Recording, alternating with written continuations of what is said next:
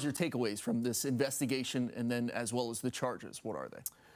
Well, remember, these events occurred before I was governor, and so I'm going to do my best to restore public trust. Everyone's going to be held to account, and I've been very clear. Anyone who works in government has to, take the high road. So to the extent that they made mistakes or perhaps broke laws, that's going to be adjudicated by the courts. It's not my place to judge, but people have to be accountable. I think there's a whole range of accusations and charges here, and again, their legal teams will be allowed to take it up. I would hope that we can move forward as a state with confidence. These things have no place in government. You talked about the COVID-19 testing as well as what happened with the Toby Solodom as far as the accusations there. Do you feel like in a future crisis, things move quickly, right? You want to move funds quickly throughout to get things distributed. Do you think there's anything that the state can do to better enforce these accusation type things in the future? Sure. There can always be more oversight. There can be more audits. I support that completely.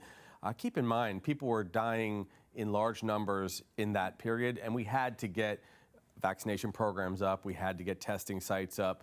There was no capacity to wait. That's the nature of an emergency, but that doesn't mean people should take advantage. Obviously, we have grave concerns that that one individual took advantage and profited by the decisions that were, I guess, in the moment.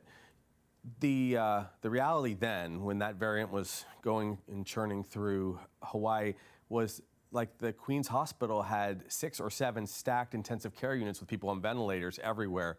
We had to make sure that we, damped down the virus, that we got people cleared so that they weren't spreading it. Again, there's no place for corruption, but whenever I'm dealing with an emergency, whether it's the COVID emergency, we're going to have to make decisions. The homeless emergency, we have to make decisions. We'll probably get to that today. The wildfire, you can't wait. I mean, you can't wait to get extra machinery out there, extra firefighters on the line, or use emergency dollars that come from the feds. If you wait, people die. So, I will always lean in very heavily, but I'll also always welcome oversight. Some lawmakers are calling for a special session as far as getting money out of politics. I know you signed that big bill to decrease the amount of corporate influence in politics over this last session. Is that something you think is necessary? Well, there have been a couple very good pieces of legislation that I've been able to sign in the last couple of years. There was the big one about dark money. I signed that. It sets a precedent that only Hawaii has been willing to do. That's terrific. I really appreciate that bill. We also, last year, I signed a bill that prohibited fundraising during the legislative session. Again, that takes money out of politics. The press conference that was held the other day, there are good points there. I will sign any good bill, believe me, that comes to my desk, but they haven't given me a bill at all. That was a political stunt, obviously, because they wanted attention. Sometimes you need to get attention to motivate colleagues, but the way it's normally done is you have a meeting with the Senate President and the Speaker, you show a bill, and you say that's this important to get it done, and there has to be agreement. Otherwise, we will spend taxpayer dollars on a special session, and there will be no result from it. So when a bill comes to me, I'm going to sign it. I'm sure that each of the next several years, if people will have me, I'll have an opportunity to continue to clean things up. Bigger picture. If people want to go towards public funding of elections, I have a concept that would work. Get a lot of signatures, say 10% of the registered voters in a district, and a lot of very tiny donations, say $5 donations, and then qualify. Legitimate candidates qualifying for public funding. That would be kind of sweat equity. That would work. I've always been a proponent of some modest term limits, because I think then people, if they are very good, they will advance in office. If they have kind of worn out, they'll move to the private sector or back into more regular jobs. So there's good things that can be done, but a spur-of-the-moment special session, really, that's more for TV and not really the way things work. I know you've been very proud of the work that you've done with Kauhale and helping Hawaii's homelessness. Given Ryan Yamane's connection to that, any concern? No, because the charges on Ryan stem from, first of all, things when he was a legislator. Mm-hmm. Second, they had nothing to do with Kauhale. Kauhale hadn't really even been invented yet. I was working as Lieutenant Governor trying to start the program. We've built these villages since then. Also, the oversight on Kauhale is at the homeless office. Jun Yang and those guys have done a great job.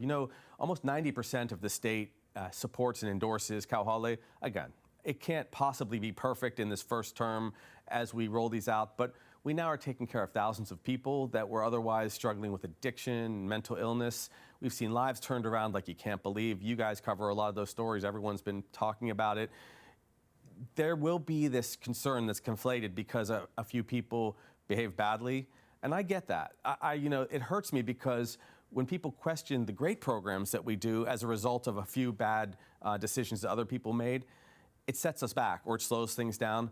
I'm going to tell you just very bluntly, I'm going to charge ahead on issues like affordability. We passed that giant tax break, even though there was some chatter from the farther left that we couldn't do it. We did it. I'm going to charge ahead on homeless and housing solutions, even using the emergency powers that I have, because people are struggling so much to get housing. If I let every conspiracy or violation or bad actor derail what we have to do for the people, we would do nothing. And we've seen decades where we often did nothing to solve these big problems. So I have to push forward. But again, I acknowledge there should be oversight, there should be input from people. I got a lot of input. I get thousands and thousands of connections, texts, emails, calls every week. So I'm appreciative of people's input. I think it's been great. But I'm not going to slow down on our big solutions because we're really catching up. Those scandals occurred before I was elected governor, and I'll try to clean them up. The homeless surge occurred over the last 10, 15 years. We're now fixing it. And then, of course, we're catching up on housing and affordability. So it's a really dynamic period. Plus, if I may, it's political season, right? And so everybody is trying to get a little extra attention, and that's okay. That's the debate. That's the public discourse.